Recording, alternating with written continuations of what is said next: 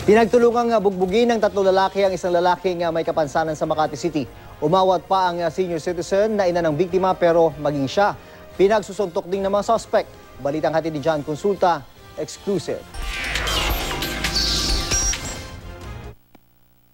Pasado alas 10 ng gabi nitong Martes, nang makita sa CCTV video ang isang lalaki nakatungkod pagdating sa kanilang lugar sa barangay Comembo, Makati City.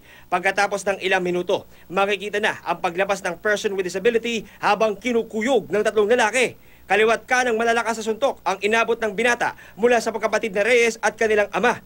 Sinubukang umawat ng nanay niyang senior citizen, inakapanganak, pero di pa rin huminto ang mga suspect kaya ang ilan sa mga suntok, ang nanay ang sumalo. Wala akong kakayanan na lumaban. Kahit anong sakit, hindi ko naramdaman na.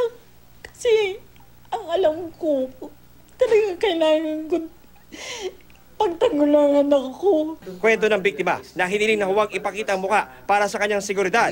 Hiniling lang daw niya sa kanilang kapitbahay na mapatakan sa pag-iyak ng kanilang anak sa 10 oras ng gabi. Ikinagalit ito ng mga lalaki na ang isa ay lasing pa raw ng mga oras na yon. Nagmumura na, pinagbabantaan ng buhay namin at isinisigaw pa kung sino yung malakas niyang kapit daw niya. O siya ay tao daw ni Kid Peña. Tinungo namin ang bahay ng mga suspect sa Makati. Di niya itinanggi ang ginawang pambubugbog dahil una raw silang naagrabyado. Patahimikin mo naman yung anak mo, sabi niya. Tapos sabi niya, hindi nga pwede. Gusto mo, ako na magpatahimik, sabi niya. Mali naman yung sinabi niya yun. Hihingi ako ng apologize, nabigla ko kasi nakainom ako. Nang tanongin namin kung supporter siya ni Mayor Kid Peña, ang kanya naging tugon. Supporter daw po kayo ni Kid Peña. Totoo po ba ito?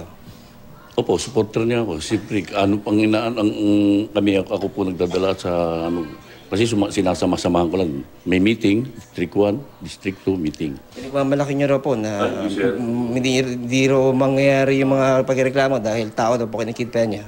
Hindi po, hindi ko ginawa yun. Hindi ako nagmamalaki. Tinungo namin ang Makati City Hall at pinapanood sa kanila ang kuha sa CCTV. Aalamin daw nila kung tao nga ng alkalde ang nanguna sa pambubugbog sa isang PWD. Kahit sino pa yung taong involved, kamag-anak, kaibigang matalik o kanyang empleyado, kailangang iharap niya ito sa batas at papananggutin. Ang tinitiyak niya na sa bagong Makati, wala nang puwang yung mga abusado. John Consulta, GMA News.